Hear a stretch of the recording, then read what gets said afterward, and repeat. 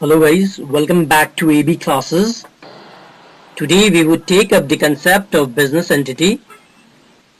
So let's take an example of Mr. X. Mr. X must be having some personal expenses such as rent, clothing and food in his daily life.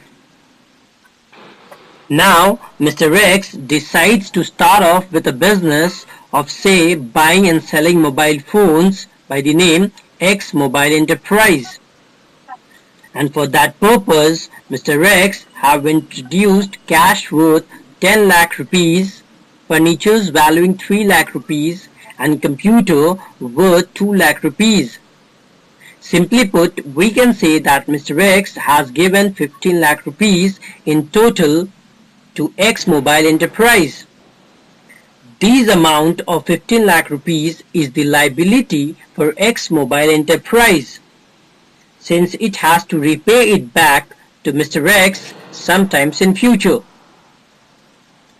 As it is evident to us that Mr. X now has both the personal expenses and the business expenses, there must be two separate sets of books for recording transactions, each of them, or else both personal expenses and the business expenses of Mr. X would be mixed up.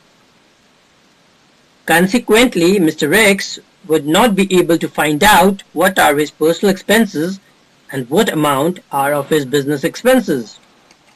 Therefore, to avoid such a situation, both the personal unit and the business unit of Mr. X are treated as two different persons, which brings us to a conclusion that under business entity concept, the owner over here Mr. X and the business, which is X Mobile Enterprise, are the two distinct